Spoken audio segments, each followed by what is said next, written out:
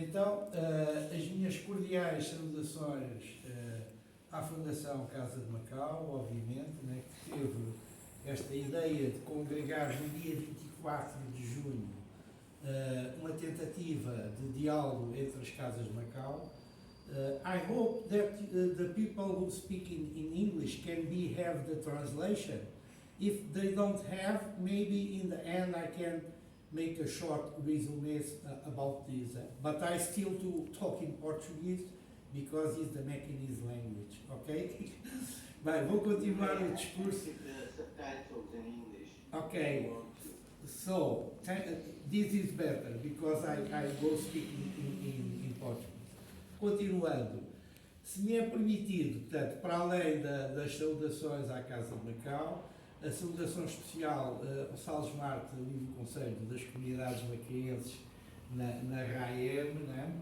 E obviamente Estados Unidos, Toronto, Brasil, e acho que pelo menos não me esqueço de Vancouver e Toronto, portanto, às Casas de Macau presentes. Eu vou tentar sair um bocadinho do protocolo ou do guião que foi estabelecido, né?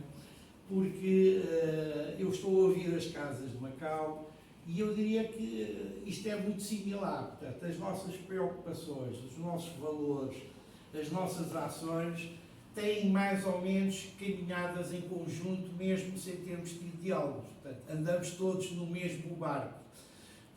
Daí que eu acho que seja mais importante aproveitar esta ocasião mais para fazer algum statement ou algum desafio, ou lançar um desafio a todos nós, do que propriamente estar a falar daquilo que a Casa de Macau em Portugal, em Lisboa, faz, porque eu iria repetir uma boa parte daquilo que são as preocupações das Casas de Macau.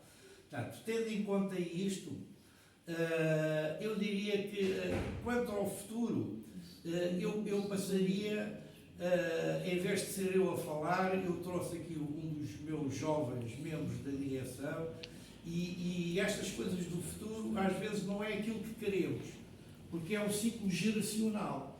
Portanto, e às vezes o ciclo, a geração que vem não pensa como nós. Nós tentamos manter a nossa tradição, a nossa forma de pensar, mas temos que estar muito abertos a abrir mão do futuro das Casas de Macau a uma geração que não pensa como nós, mas que quer continuar a perpetuar Macau. Eu agora passava a palavra aqui ao João, que é o membro mais novo da nossa direção, para ele falar um pouco sobre aquilo que ele pensa sobre a Casa de Macau e depois voltaria a fechar. Portanto, neste caso, aqui o João Serra vai falar um pouco e vou-lhe dar total liberdade para dizer aquilo que ele quer e que pensa. Muito obrigado, Carlos. Como o Carlos disse, a situação das casas pelo mundo fora parece muito similar à nossa, dificuldades parecidas e dependem muito também da boa vontade e do empenho dos seus sócios e associados. O financiamento é escasso e basicamente o número de atividades e de iniciativas que tem, dependendo de casa a casa, é também limitado. Ora, será muito difícil instituições sobreviverem a longo prazo só com isso. O associativismo já não é o que era e, portanto, terão de ser procuradas fontes de financiamento mais robustas, mais regulares. Nós estamos a pensar quais é que poderão ser essas fontes de financiamento mais robustas e mais regulares para o futuro, mas, assim, de repente, o que nos tem ocorrido é, primeiro, fazer eventos culturais, porventura pagos, mais regularmente. Nós temos feito o cinema, que não é propriamente pago, acho que está dependente de uma contribuição voluntária, não é? Mas isso tem sido bom. E depois, talvez, eventualmente, fazermos restauração a tempo inteiro, que é uma coisa que, aliás, eu recomendo a todas as casas que o possam pensar fazer, que pensem nisso.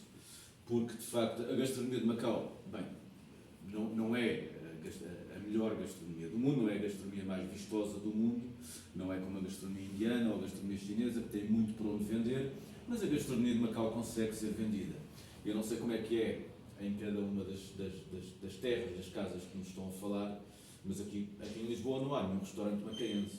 Portanto, nós, quando quisermos apostar em fazermos restauração a tempo inteiro, teremos pelo menos a mais-valia de sermos o primeiro a fazê-lo. Sermos o primeiro restaurante macaense, autenticamente macaense, em Lisboa. Portanto, é a pensar nessas fontes de financiamento futuros, sabendo que o modelo tradicional do associativismo provavelmente não é suficiente para conseguir a sustentabilidade das casas. É nisso que temos vindo a pensar pouco a pouco, mas de resto as coisas não são tão más quanto isso, porque provámos neste último mandato, estamos agora a terminar um mandato de 3 anos, que foi um mandato, e posso dizê-lo, muitíssimo bem sucedido. Conseguimos, acho que, quintuplicar as atividades que tínhamos anteriormente. E queremos continuar isso agora neste mandato a seguir. E depois o futuro precisará de mais ideias e novas ideias também. E é isso. Eu agora passo para ti. O futuro a eles pertence, portanto, não é? Portanto, vou deixá-los, não é? Portanto, seguir depois esta perpetuação.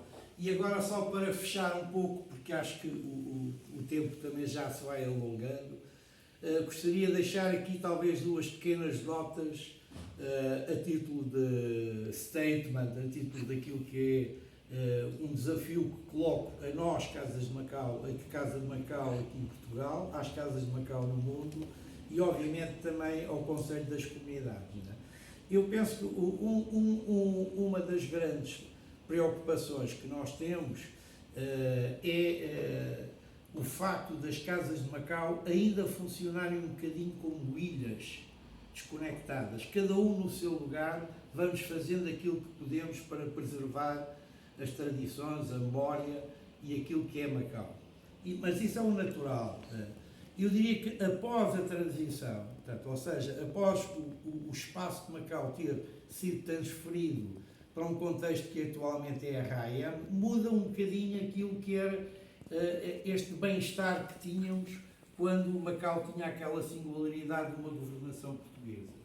O que quer dizer que, na minha ótica, acho que era importante que as casas de Macau, pelo mundo fora, começassem também a criar a condição de serem ouvidas no contexto da RAEM. E que a própria RAEM comece também a ter em conta que aquilo que Macau não é só por aquilo que se faz lá, não é só porque há macaense em Macau, mas é também porque há uma comunidade macaense espalhada pelo mundo que continua a falar de Macau mesmo sendo a RAEM. Ou seja, a singularidade da RAEM passa também por uma afirmação forte do nosso lado, dizer, atenção, nós pertencemos a Macau. Nós somos uma parte significativa de Macau. Portanto, tenham em atenção isto, porque nós queremos continuar a estar presentes em Macau. Esta questão acho que é fundamental. Daí que os encontros e o papel do Conselho das Comunidades Macaenses seja fulcral nesta dinâmica. Não é só o encontro de 3 em 3 anos. É uma chama viva que nós devemos perpetuar ao longo do ano, mandando aquilo que nós fazemos para Macau, para os nossos patrícios, para os nossos conterrâneos, entre as nossas casas e aumentar esta chama como se nós também fôssemos uma parte integrante de Macau. Eu acho que este é um desafio que ainda não criámos uma dinâmica que fosse capaz de ultrapassar a nossa ilha e passarmos a ser um mundo global, ou se quisermos, uma diáspora global. E a propósito de diáspora, e acabaria com esta pequena nota, há aqui uma particularidade que a Inês falou, do conceito de diáspora. Não é? É interessante do ponto de vista académico, e eu tenho que ressalvar aqui um bocadinho aqui o meu papel de júri na tese. Não é? O contexto que apresenta é interessante, mas eu lanço-lhe já aqui um desafio. Há uma particularidade daquilo que é uma falsa diáspora relativamente aos macaenses de Portugal. Portanto, a diáspora é quando uma determinada comunidade se desloca, leva a sua cultura e perpetua num determinado contexto que não é a sua terra. Portanto, ou seja, e tudo aquilo que falou é correto, porque é a partir da Guerra do Ópio. Mas os macaenses em Portugal é desde o século XVI. Eles vinham para a sua terra, nem sequer era uma diáspora. Muitos regressavam à terra deles, que era Portugal. Por isso é que eu digo, esta contextualização da diáspora macaense tem que dar um traço de definição diferente para aquilo que é a diáspora macaense em Portugal. E ainda hoje muitos macaenses dizem, bem, eu não emigrei, eu voltei à minha terra aqui em Portugal. Portanto, no contexto da pós-transição, já começa a fazer sentido, porque já saem do território chinês para virem para o território português.